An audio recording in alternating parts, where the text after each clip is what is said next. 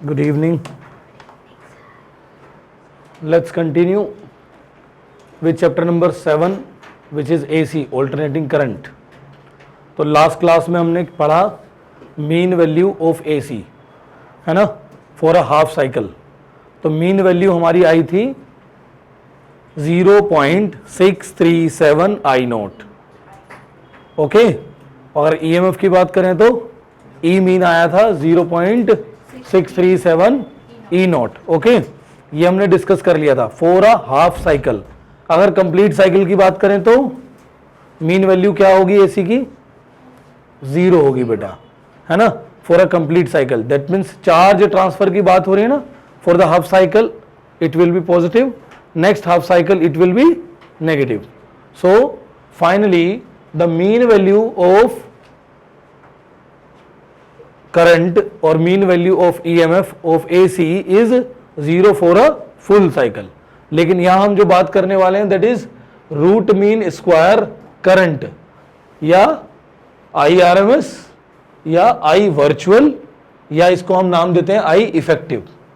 अब ये क्या होता है बेटा, जरा ध्यान से समझना, बहुत ही इंपॉर्टेंट टॉपिक है. रूट मीन स्क्वायर तो सिंपली आपने क्लास 11th में भी RMS का कुछ थोड़ा बहुत जिक्र तो किया होगा. किस केस में? काइनेटिक थ्योरी ऑफ गैसेस वाले चैप्टर में, है ना. आरएमएस वेलोसिटी हमने पढ़ा था. तो अगर आरएमएस देखें तो पहले क्या करते हैं? स्क्वायर, फिर क्या करते हैं? मीन, और फिर उसके बाद क्या करेंगे? रूट.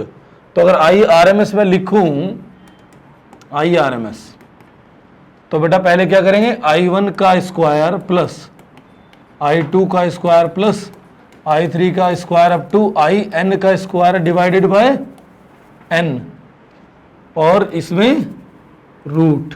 तो हम इसको बोलते हैं बेटा आरएमएस. क्या बोलते हैं? RMS, value of current. ठीक है बच्चों, तो ये हमारी थी आरएमएस वैल्यू ऑफ करंट. कोई दिक्कत है इसमें? कोई दिक्कत नहीं. अब ये आई कैसे, इसको हम आरएमएस क्यों बोलते हैं, है ना, और इसको कैलकुलेट कैसे करते हैं, फॉर्मूले के थ्रू और ग्राफ के थ्रू हम ये समझने वाले हैं कि आरएमएस होता क्या है. ठीक है, अभी देखिए यहां पर अगर मैं बात करूं एसी की, तो एसी में हमारा करंट कुछ इस तरीके से चलता है.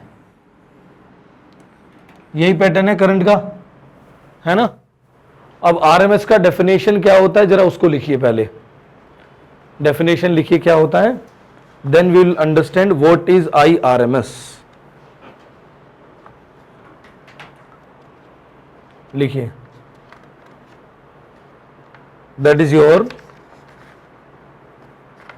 The RMS value of alternating current. The RMS value of alternating current और effective value of alternating current और virtual value of alternating current. ये तीनों ही नाम है इसके. ठीक है, I effective, I virtual and IRMS is that value of DC, direct current, is that value of DC which will generate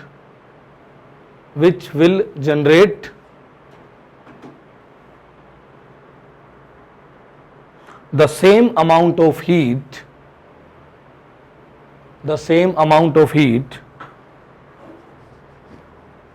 in a given resistance in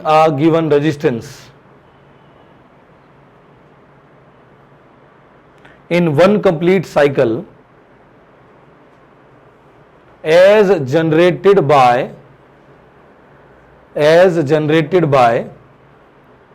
AC, as generated by AC in the same time.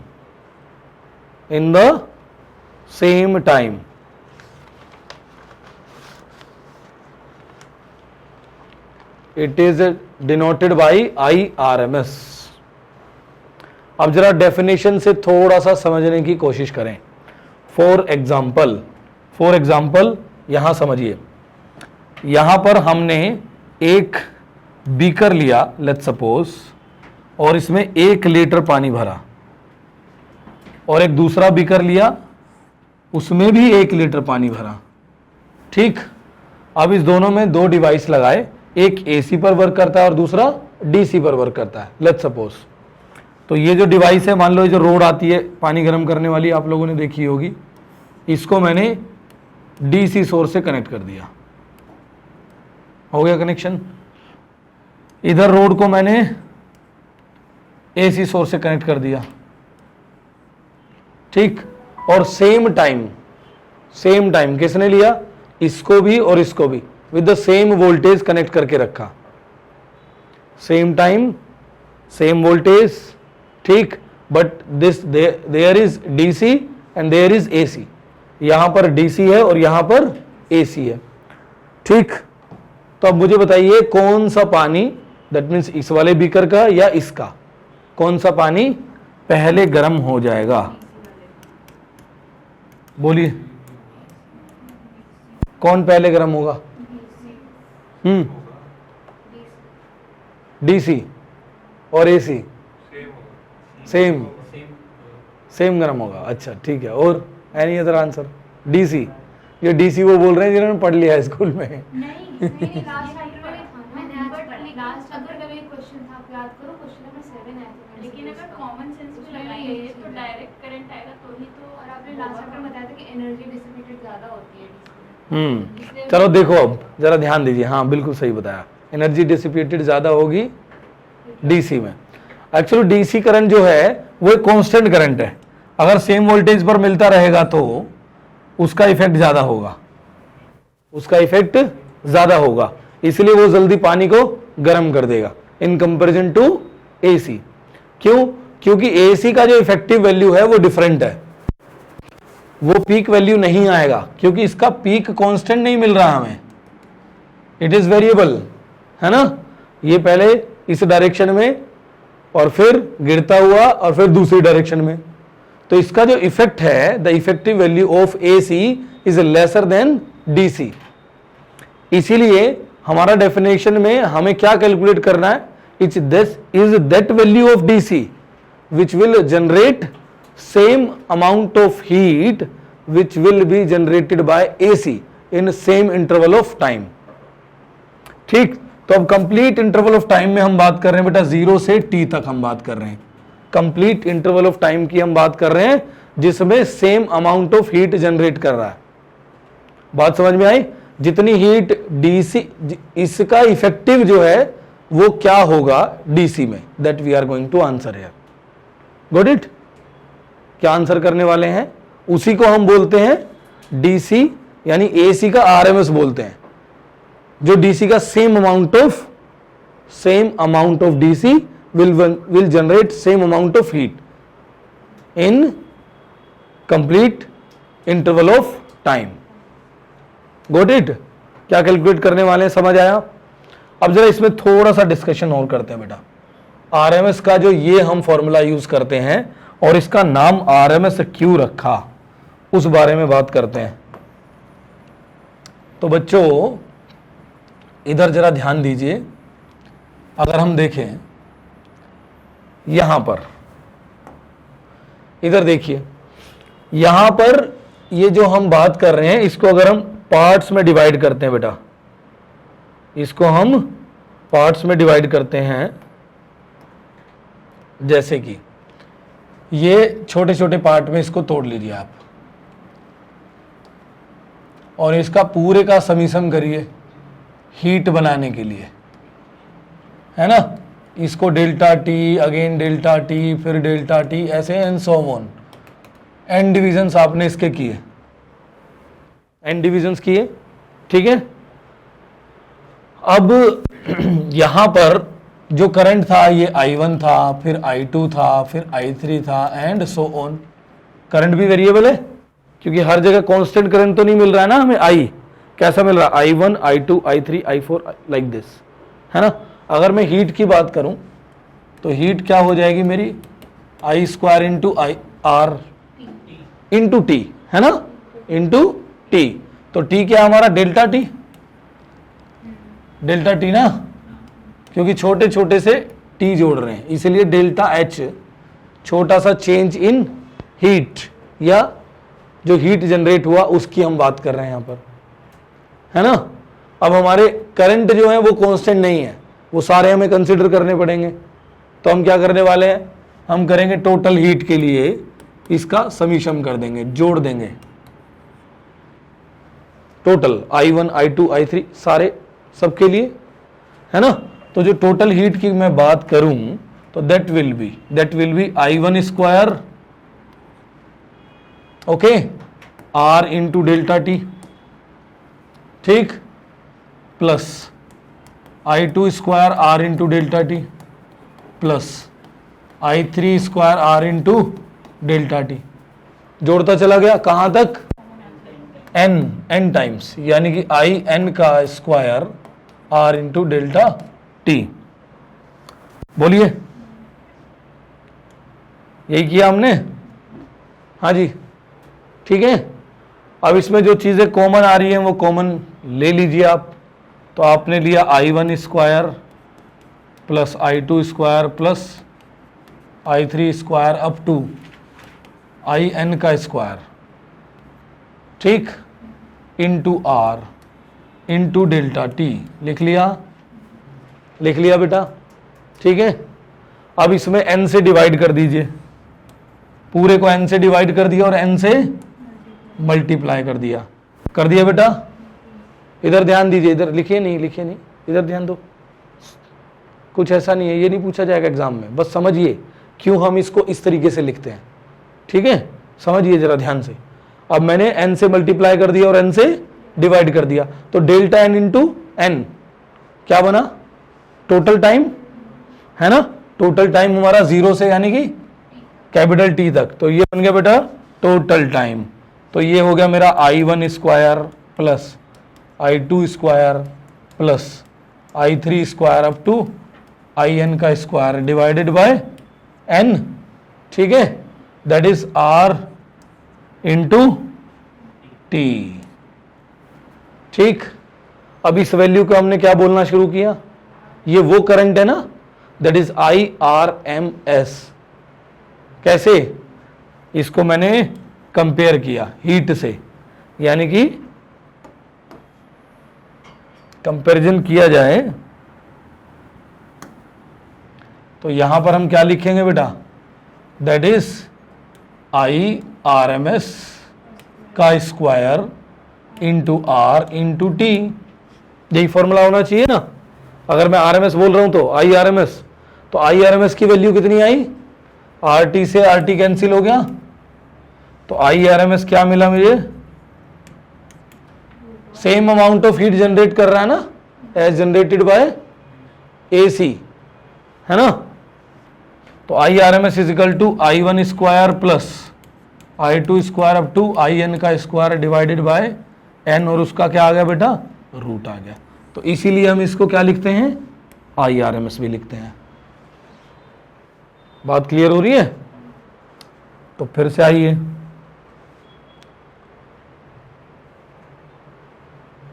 अब किसी को note करना है तो note कर सकता है, ठीक। अब मैथमेटिकल फॉर्म में भी कैलकुलेट करेंगे इसके बाद। अभी आपको समझ आया ग्राफ से, बोलो। डिफरेंट डिविजन्स किए हमने किसके, इस पूरे साइकिल के, डेल्टा टी छोटे छोटे टाइम इंटरवल ले लिए, उसमें डिफरेंट करंट्स ले लिए, I1 I2 I3, है ना, सबको जोड़ लिया, तो टोटल हीट जनरेट हमने निकाल लिया। और total heat generate in the form of IRMS का स्क्वायर R इंटू टी लिखा, तो IRMS का वैल्यू हमें मिल गया।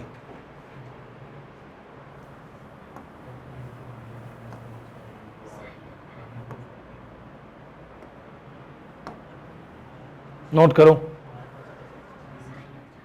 जल्दी से बेटा, बहुत जल्दी से लिखना है, ठीक है।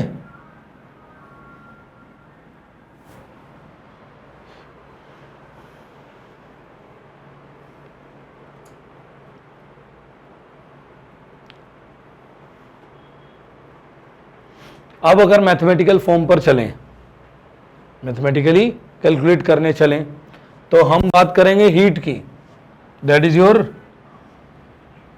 स्मॉल डी एच, ठीक है, that is your I square R into D T, है ना, फॉर अ कंप्लीट साइकिल। तो इसको हम इंटीग्रेट कर रहे हैं 0 से h तक, सेम वही प्रोसेस है, वहां समीशम किया है, जोड़ा उन चीजों को, और इसको हम इंटीग्रेट कर रहे हैं कहां से कहां तक, 0 से कैपिटल T तक, ठीक। अब इधर देखिए कैसे इंटीग्रेट करेंगे। I को क्या लिखना है, आई नॉट स्क्वायर, है ना, sine square omega into T into R into D T. अब integration from 0 to capital T, ठीक। तो I को क्या लिखा, ये तो वेरिएबल है ना विद रिस्पेक्ट टू टाइम, तो इसको लिख दिया I not square sine square omega T. I not क्या है, कांस्टेंट वैल्यू है, पीक वैल्यू है करंट की, है ना, तो इसको हमने बाहर निकाल लिया जो कांस्टेंट है, that is your I not square R sine square omega T D T, 0 से बेटा T तक। बोलो सही चल रहे हैं, हाँ दोनों मेथड। ये तो RMS क्यों बोलते हैं, ये मैंने बताया ना आपको, है ना, क्योंकि हमारा करंट क्या आ जाता है, रूट मीन स्क्वायर आता है, पहले स्क्वायर फिर मीन और फिर उसके बाद रूट करना है। इस पर एक डायरेक्ट एक दो बार डायरेक्ट क्वेश्चंस आए हैं, कराएंगे, नोट्स में भी मैंने डाला हुआ है एक क्वेश्चन जिसको आपने डायरेक्ट इसी तरीके से सॉल्व करना है। अब बेटा इसको इंटीग्रेट कर दीजिए आप,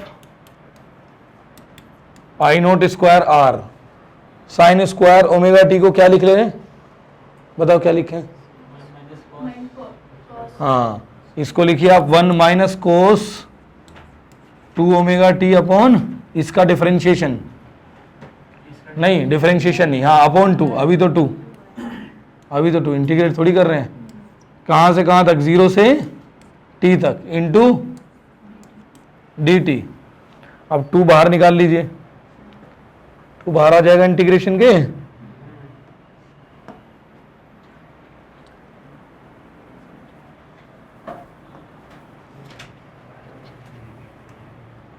यहां से लिख रहा हूं बेटा इस लाइन से, इसके बाद तो इधर देखिए आई नोट स्क्वायर आर बाय 2, ये तो बाहर आ गया, ठीक। अंदर क्या बचा, integration from 0 to T D T minus cos 2 omega T D T, इसका इंटीग्रेशन 0 से कैपिटल T तक, यही हम करने वाले हैं। इसके बाद देखिए आई नोट स्क्वायर आर बाई 2, ठीक, और डी टी का इंटीग्रेशन हो गया T कैपिटल T, ठीक है, माइनस कोस 2 ओमेगा टी, ये हमने इंटीग्रेशन किया पिछले चैप्टर में, क्वेश्चन किया था हमने, है ना, sine 2 omega T by 2 omega, है ना, और इसमें लिमिट कहाँ से कहाँ तक लगानी है बेटा, 0 से T तक। अब ये हो गया ब्रैकेट क्लोज। अब इधर देखिए I not square R by 2 into T minus upper limit minus lower limit, omega की वैल्यू रखिए 2 पाई बाय टी, ठीक है।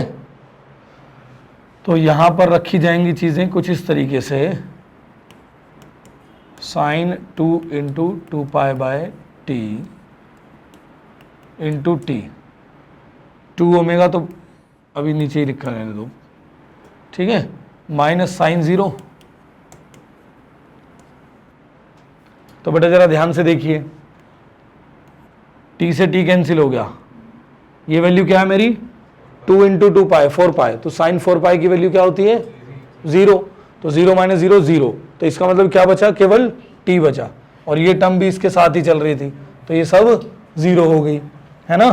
तो इधर मिलेगा मुझे I not square R by 2 into T, is your heat generated by AC।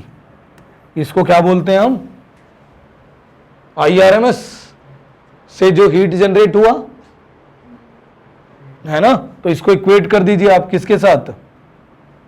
H की एक वैल्यू होगी दैट इज IRMS का square R into T।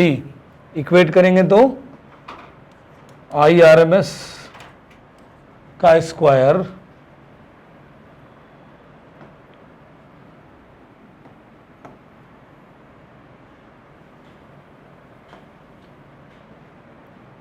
R into T is equal to I naught square R into T by 2।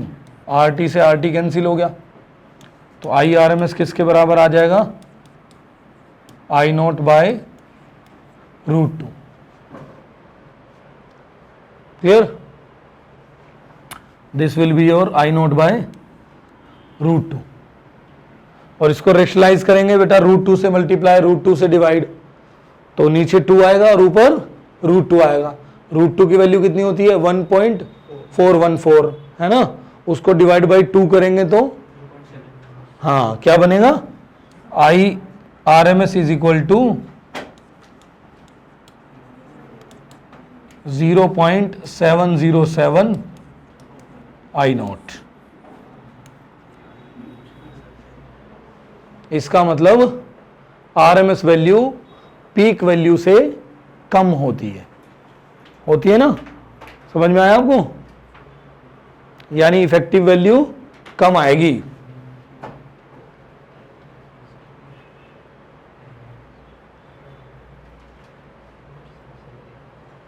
याद करना पड़ेगा। Definitely yes. H वाला जो formula है हाँ वो वाला मतलब कहाँ पुट करेंगे? वो वाला H equal to I naught square. ये I naught square R into T। हाँ तो बेटा ये पुट करना पड़ेगा ना, आपको यूज करना पड़ेगा। इसको इसके साथ कंपेयर किया हमने, IRMS square R into T। तो IRMS क्या है? इफेक्टिव वैल्यू है ना, यही तो माना ना हमने, है ना, which is that value of DC।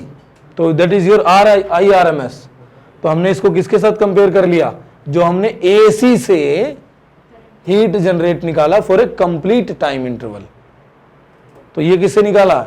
AC से निकाला, that is I naught square R into T by 2 and which is equal to that value of DC। उसको हम क्या बोलते हैं? IRMS। तो उसके साथ कंपेयर किया तो हमने देखा कि IRMS किसके बराबर आया? पीक वैल्यू के 0.707 के बराबर आया। क्लियर हो गया सबको? तो सेम हीटिंग के लिए DC की वैल्यू कम होगी। हाँ, DC की वैल्यू, कम होगी। हाँ DC की मतलब AC की इफेक्टिव वैल्यू कम आती है उसकी पीक वैल्यू से, ऐसे याद रखिए। तो ऐसे हो रहा है। हाँ 0.7 I नॉट आ रहा है ना IRMS। हाँ, तो इसका मतलब DC कम हो रहा है। सेम कम DC यूज करना पड़ेगा, हाँ वही बोल रहा है ना। जैसे हम पानी गर्म करने की बात कर रहे थे, तो DC की अगर हम AC का 10 वोल्ट यूज कर रहे हैं तो DC का 0.7 वोल्ट यूज करेंगे, यानी 7 वोल्ट। 7 वोल्ट यूज करेंगे तो सेम अमाउंट में सेम हीट जनरेट होगा। Got it? इसलिए DC का 7 वोल्ट यूज करने पर भी हमें अगर DC का 10 लेंगे तो DC से जल्दी गर्म हो जाएगा। DC से जल्दी गर्म हो जाएगा, AC से लेट गर्म होगा, है ना। तो DC का 7 वोल्ट और AC का 10 वोल्ट बराबर हीट जनरेट करेगा almost. Got it?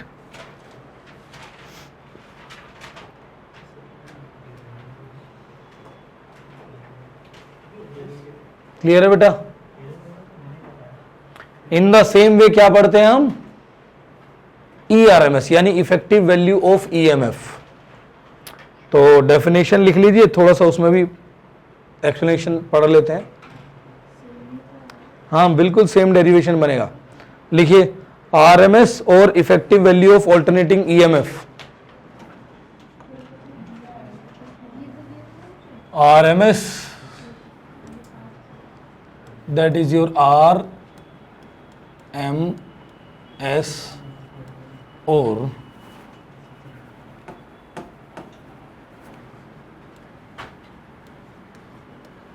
Effective value of AC।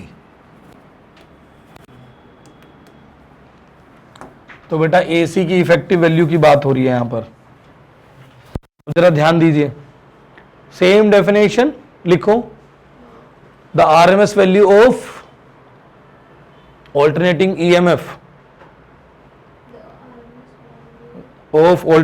EMF is that value of direct EMF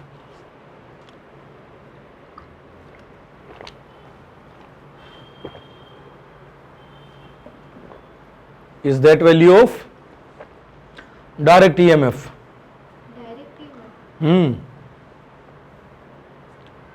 which will generate same amount of heat in the same interval of time as generated by alternating EMF, as generated by alternating EMF।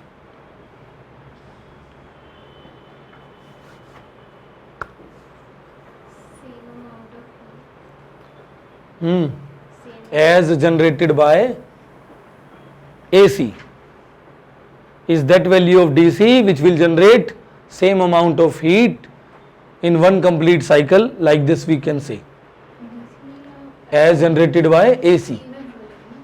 हाँ हाँ, direct EMF और alternating EMF we are calling like this। समझ आ गया सबको? तो ये DC की वो वैल्यू है जो same amount of heat generate करती है as generated by AC in one complete cycle. Language समझ में आ रही है, दिमाग तक पहुंच रही है? तो ये जो हम IRMS लिख रहे हैं या ERMS लिख रहे हैं, EMF जो RMS है, ये वो DC की वो वैल्यू है जो ऑल्टरनेटिंग में same amount of heat generate कर रही है। यानी कि ऑल्टरनेटिंग की इफेक्टिव वैल्यू जो आ रही है उसको हम बोल रहे हैं, इसको हम बोल रहे हैं RMS वैल्यू। समझ गए? तो यहां पर भी आप क्या लिखोगे? That is ERMS। हाँ, यहाँ पर एक साइकिल की बात कर रहे हैं, मल्टीपल साइकिल्स आ गए तो मल्टीपल साइकिल आगे तो भी कोई दिक्कत नहीं है, लेकिन हमने जो कैलकुलेट किया है वो वन साइकिल के लिए किया है। वो हमेशा ही इफेक्टिव वैल्यू यही होगी, that is ERMS is equal to E0 divided by √2। ठीक, अगेन √2 से डिवाइड, √2 से मल्टीप्लाई, तो ये क्या हो जाएगा?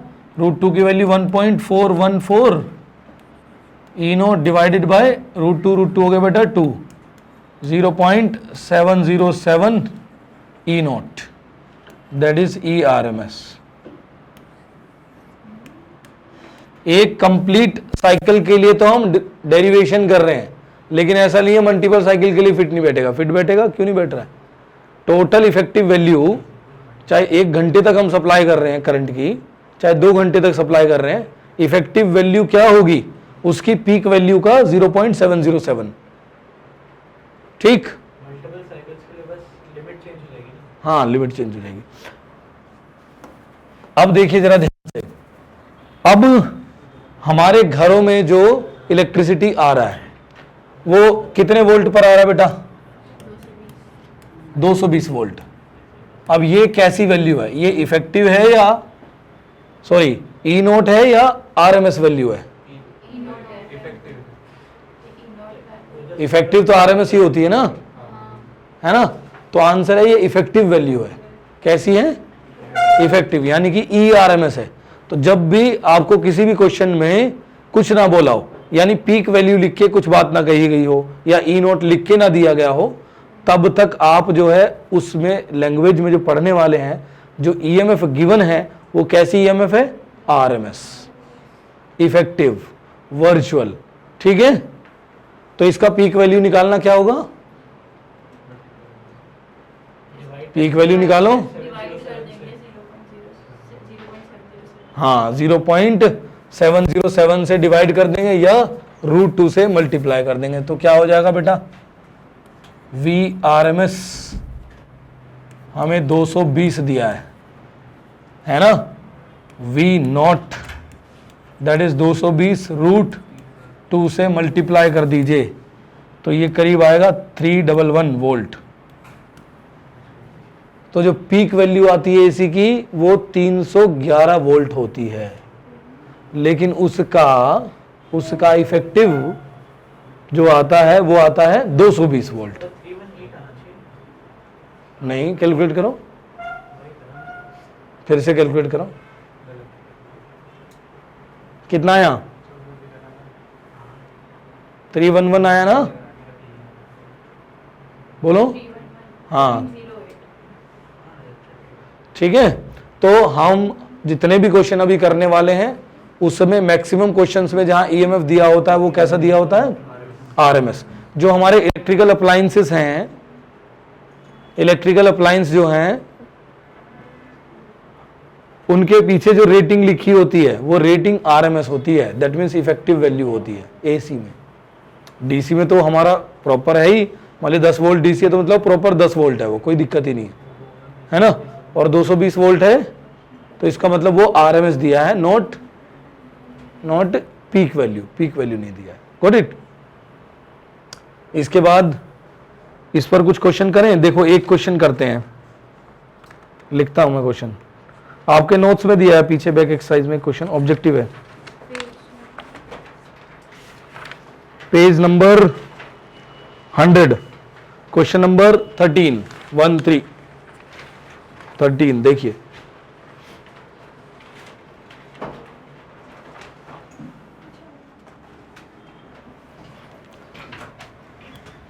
पेज नंबर बेटा 100, क्वेश्चन नंबर 13। इसमें देखिए, the alternating current in a circuit is described by the graph as shown in figure. Show RMS current in this graph. इस ग्राफ में आरएमएस करंट शो करना है, वो कितना होगा? 1.4 पीक वैल्यू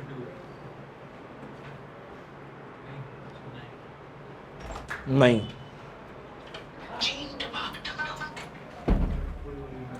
अब जरा देखिए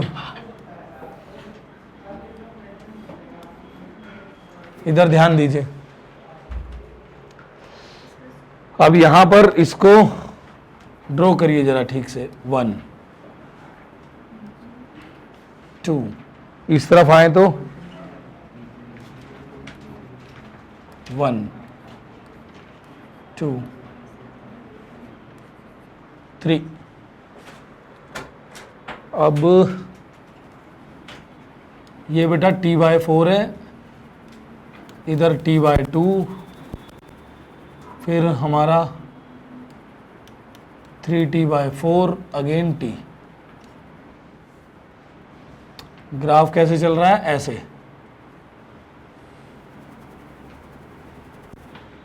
ये 2 पर जाता है ना, हाँ बिल्कुल सही। और यहां पर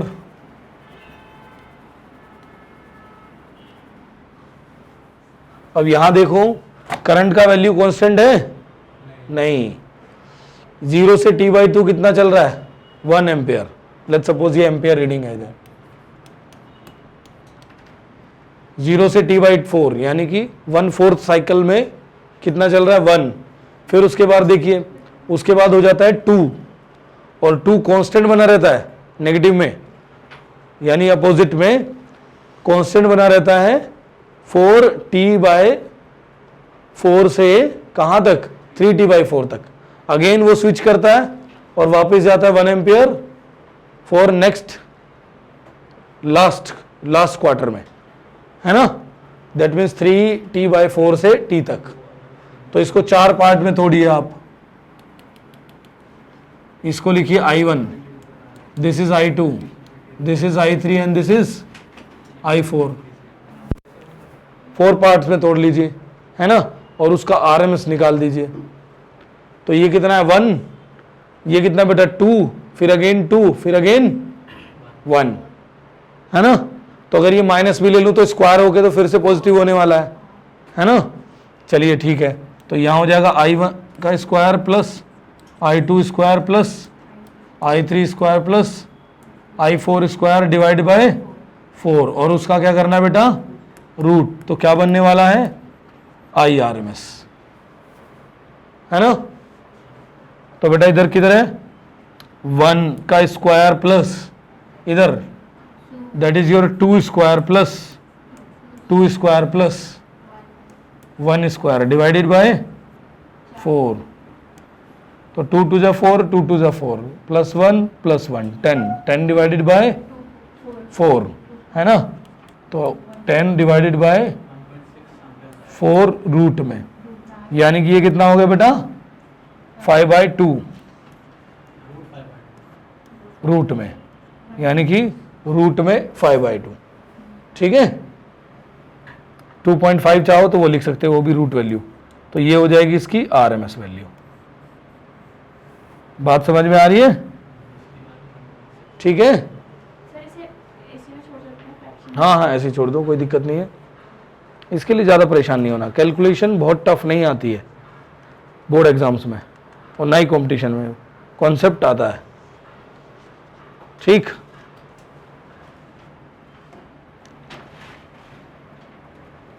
नोट करिए,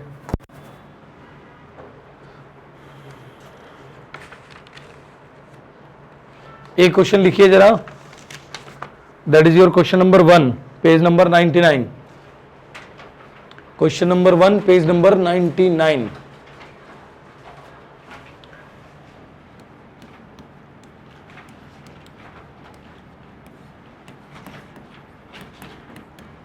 ऑब्जेक्टिव क्वेश्चन है बेटा। If the RMS current in a 50 hertz AC circuit, in a 50 hertz AC circuit is 5 ampere, is 5 ampere. The value of the current 1/300th second after its value becomes 0 is, CS का answer calculate किया करो बेटा, ऐसे नहीं, तुक्का नहीं मारना है, एग्जैक्ट कैलकुलेट करना है। वो एग्जाम में अगर टाइम कम हो तो चलेगा, यहां नहीं, यहां तो आपके पास टाइम भरपूर है।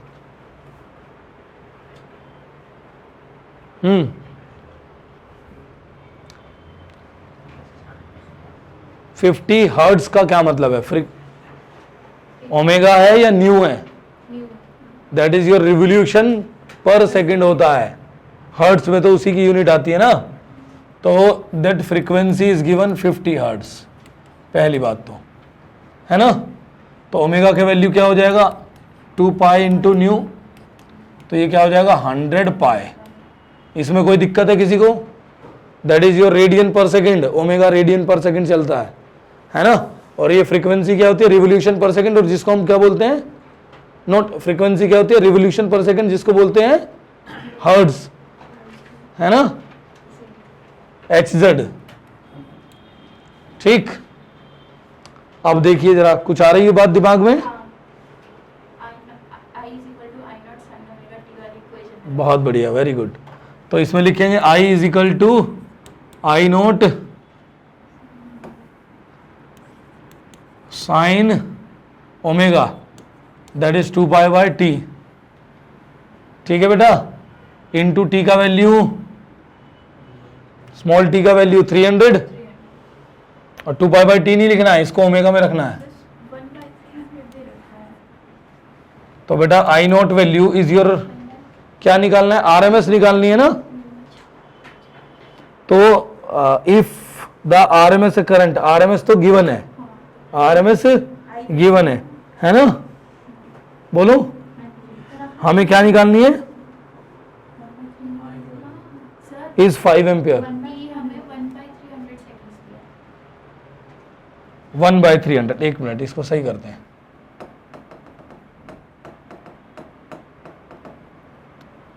तो बेटा इसको तो आप यहां लिखिए, I naught sine omega, omega का वैल्यू 100 पाए, ठीक, ये मल्टीप्लाई कर दिया, सर बी है इसका आंसर 5/300। हाँ भाई 100 पाए इंटू टी की वैल्यू कितनी है 1/300, ठीक, is equal to I naught, ये π/3, π/3 कितना हो गया 60 डिग्री ना, साइन 60 क्या होता है √3/2, तो that is √3/2 is equal to I, है ना। If the RMS current in a 50 hertz AC circuit is 5 ampere, RMS दिया है 5 ampere, the value of current 1/300 second after its value become 0, current की वैल्यू निकालनी है, तो हमें आई नोट नहीं दिया है, RMS दिया है, तो हमें आई नोट वहां से कैलकुलेट करना पड़ेगा, है ना। तो आई नोट क्या होता है बेटा, √2 टाइम्स ऑफ IRMS होता है, अरे होता है कि नहीं, तो ठीक है, इधर आ जाइए आप, तो आई नोट की जगह √2 टाइम्स ऑफ 5 एम्पेयर, यानी 5 एम्पेयर ही तो दिया है, हाँ जी, इंटू √3/2, तो √2 और नीचे 2, तो नीचे √2 रह जाएगा, रेशनलाइज कर लो या तो दैट विल बी 5 रूट में 3/2। अरे बात समझ में आई, that is your value of current 1/300 time पर। तो कौन सा ऑप्शन करेक्ट है हमारा, बी ऑप्शन इज करेक्ट। समझ आया, अरे बोलो, क्लियर हो रही हैं चीजें।